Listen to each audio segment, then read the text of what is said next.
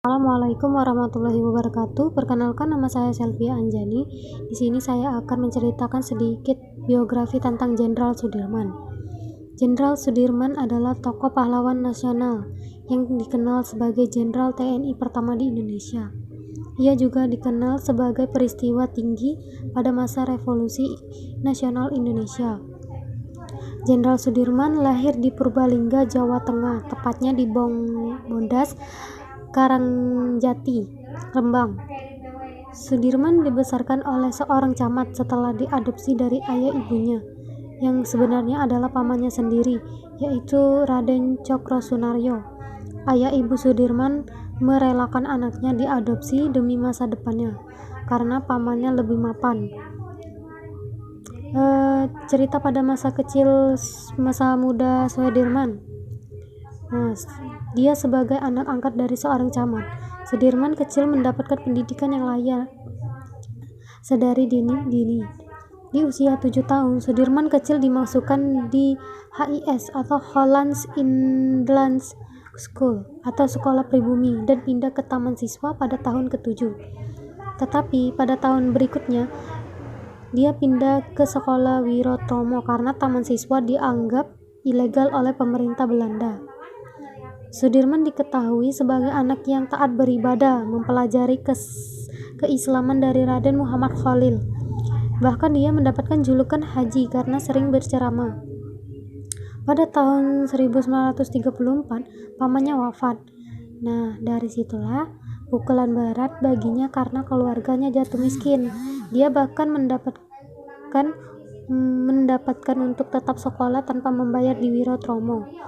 Sudirman remaja ikut mendirikan organisasi Islam bernama Hifzul Watan milik Muhammadiyah, dan dia menjadi pemimpin cabang Cilacap setelah lulus.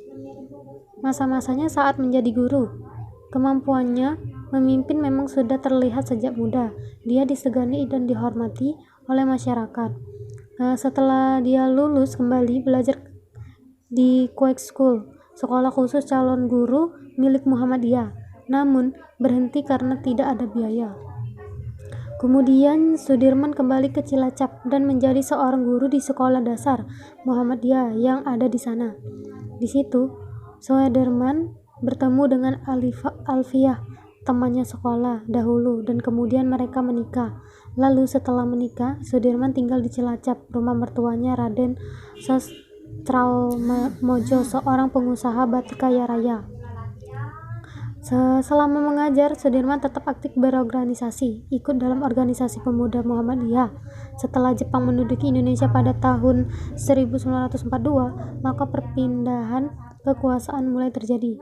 Gerakannya mengajar mulai dibatasi, bahkan sekolah diubah menjadi pos militer oleh Jepang. Pada masa masuk dunia militer, pada tahun 1944, Sudirman menjabat sebagai ketua Dewan Keresidenan yang dibentuk oleh Jepang. Inilah awal mula Sudirman guru memasuki dunia militer, karena diminta bergabung tentara peta berbentuk Jepang.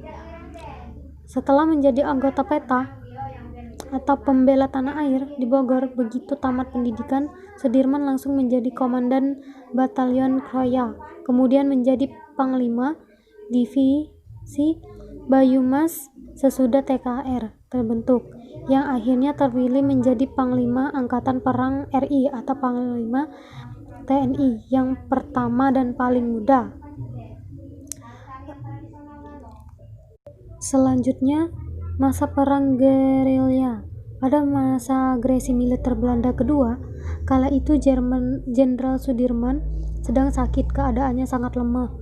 Akibat paru-parunya hanya berfungsi 50%. Melihat keadaan itu, Presiden Soekarno memintanya untuk tetap di dalam kota dan melakukan perawatan. Namun anjuran Presiden tidak dilaksanakan karena mereka bertanggung jawab memimpin pasukannya.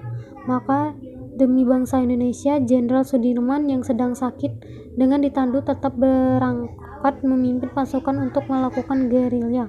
Sekitar selama 7 bulan, beliau berpindah-pindah dari satu hutan ke hutan lain, dari gunung satu ke gunung lainnya, dalam keadaan lemah dan sakit.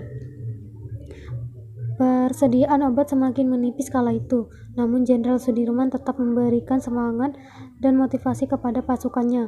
Beliau tidak pernah merasakan penyakitnya, namun keadaan fisik yang terus menurun membuat beliau harus pulang dari medan perang. Jenderal Sudirman tidak bisa memimpin langsung pasukannya, tapi pemikirannya tetap dibutuhkan.